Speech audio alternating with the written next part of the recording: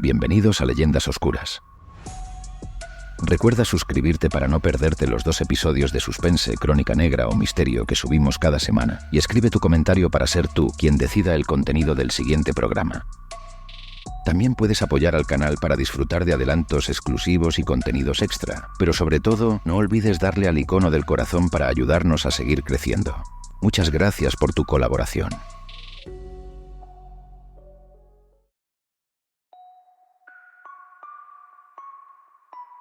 Los crímenes de la montaña de Thor. Inspirado en hechos reales. Capítulo 3. En el capítulo anterior, el vehículo se detuvo justo antes de llegar a Thor, cuando terminaba la vía de asfalto y comenzaba el camino de tierra. Precisamente ahí esperaba paciente el señor Montaneda, quien recibió al misterioso recién llegado con un apretón de manos. Se trataba de Rubén Castañeda, un promotor inmobiliario con mala fama en los alrededores de Andorra. Con este encuentro parecían confirmarse los inquietantes rumores que circulaban entre los habitantes de la zona. José había decidido en secreto convertir la montaña en un complejo turístico. Así se germinó el odio que supondría el comienzo de una guerra entre los vecinos de Thor.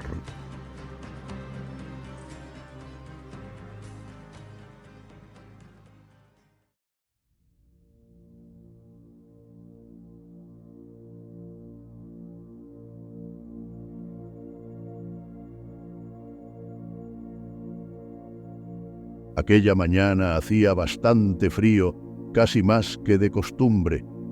El viento estaba en calma, aunque la nieve obligó a nuestro protagonista a calzarse las botas de montaña. Había recibido al visitante arropado en un cómodo abrigo y coronando su pelo canoso con una boina. Al otro hombre, sin embargo, parecía haberle cogido por sorpresa aquel clima tan hostil, cubriéndose con un finústico jersey de marca. La conversación entre José y aquel promotor resultaba inaudible desde el porche de la iglesia.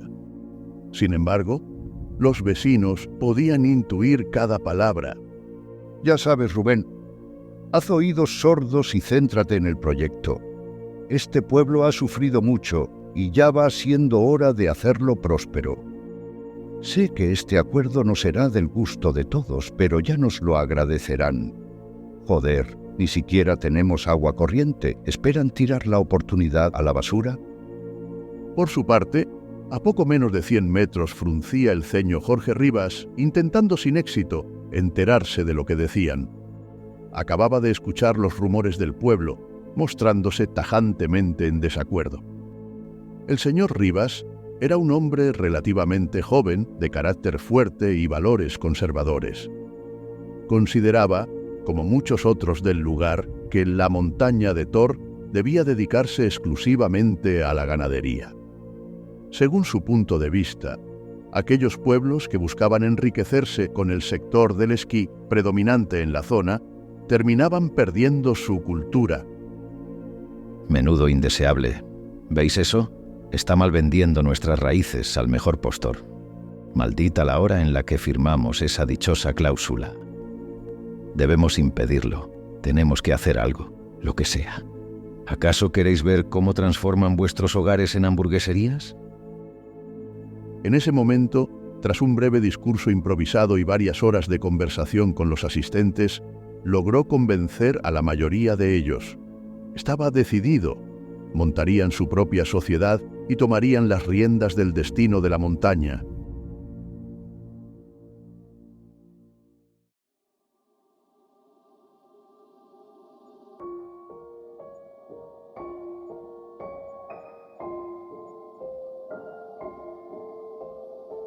Por aquel entonces, en la historia real del caso, Sansa no era todavía el único propietario de la montaña.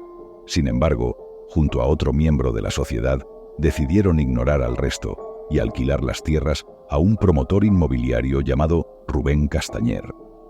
Esta decisión resultó muy controvertida, tanto por no haberse consensuado con el resto de socios legítimos, como por la firme oposición de aquellos que habían perdido el derecho de propiedad al emigrar. Sería precisamente este segundo grupo el que, liderado por el Palanca, constituiría una nueva junta de propietarios que dejaría fuera a los verdaderos dueños. Tras ello, movieron ficha. Usando esta nueva asociación, arrendaron la montaña a una empresa maderera. Según informa el historiador Xavier Tornafós, un único condominio fue arrendado a 2 empresas diferentes para usos distintos e incluso contradictorios. El promotor quería dedicar los terrenos a una estación de esquí, mientras que la empresa maderera tenía la intención de explotar los bosques. Se formaron 2 bandos claramente contrapuestos que se retaron entre sí, a menudo públicamente.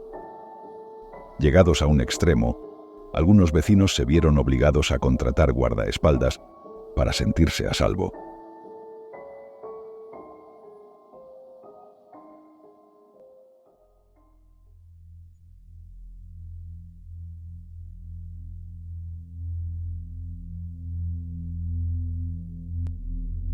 Un día cualquiera de verano, José se había alejado un poco más que de costumbre en busca de algo de leña.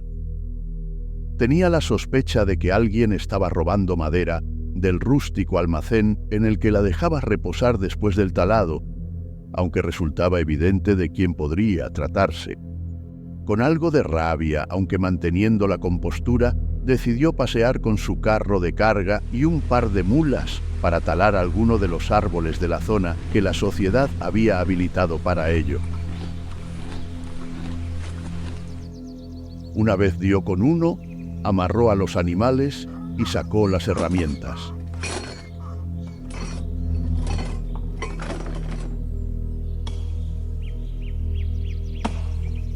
El árbol no era demasiado grueso y, pese a su edad, el señor Montaneda manejaba el hacha con soltura. A pesar de ello, no dejaba de ser una tarea engorrosa que llevaba su tiempo.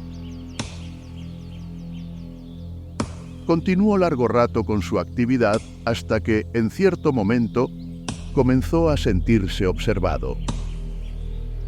Al alzar la vista, ahí estaba él. Se trataba de Jorge Rivas, quien podría decirse su archienemigo, que volvía a casa de pastorear su rebaño. En un primer instante, la reacción de ambos fue apartar la mirada mostrando indiferencia. Sin embargo, algo se encendió en el instinto de José. Una reacción animal, un impulso salvaje, una sensación extraña que le hizo apretar el hacha con fuerza. Rivas, de espaldas, desconocía la manera en la que los ojos del señor Montaneda se clavaban sobre su nuca. Era ajeno al odio y a los pensamientos turbios que inundaban el ambiente. Quizás por tal ignorancia fue que se atrevió a dejar caer un comentario al aire desinteresadamente. Sabes que eres hombre muerto, ¿verdad, Sansa?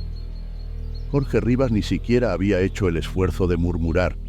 Resultaba paradójico que él fuera quien hiciera la pregunta, ya que era precisamente el señor Montaneda quien sostenía un hacha en su mano.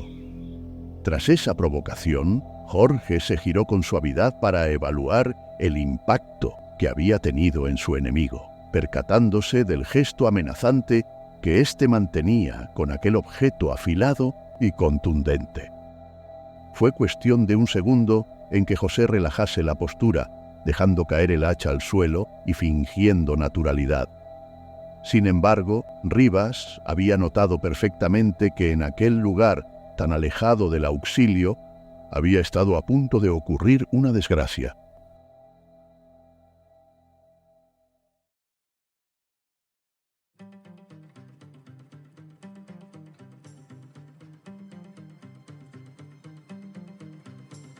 Aquel día todo empeoró.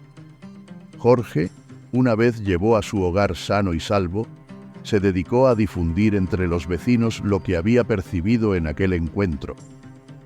En pocos días ya tenía a sueldo a un par de leñadores de la zona que hacían las veces de guardaespaldas. Del mismo modo, José Montaneda pagó a una pareja de hippies de la zona para que le protegieran en lo que se desarrollaba el proyecto que tenía entre manos con aquel promotor inmobiliario. Incluso este último, Rubén Castañeda, se vio también obligado a contratar a un par de matones que le cubrieran las espaldas. En vista de la estampa de desconfianza que reinaba en el pueblo, varios vecinos hicieron lo propio para garantizar su seguridad. Con los meses se alcanzó una situación de cierto equilibrio. Los vecinos apoyaban a Rivas o a Montaneda en función de sus propios intereses y evitaban incurrir en situaciones de peligro.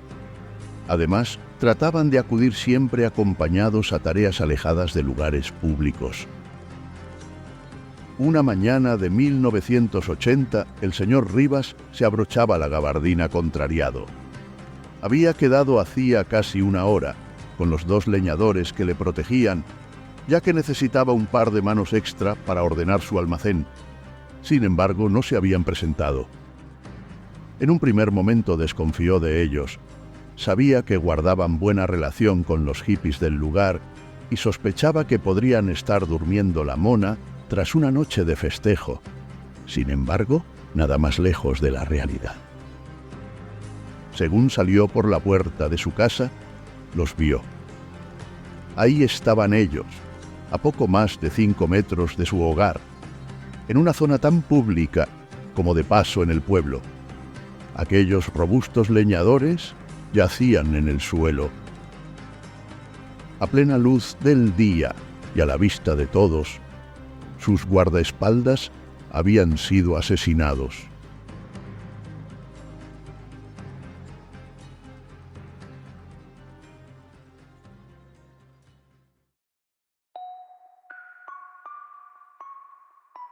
Gracias por escuchar Leyendas Oscuras. Si te ha gustado el episodio, déjanos un like y aporta tu idea para el siguiente programa. En caso contrario, agradecemos que comentes en qué podemos mejorar.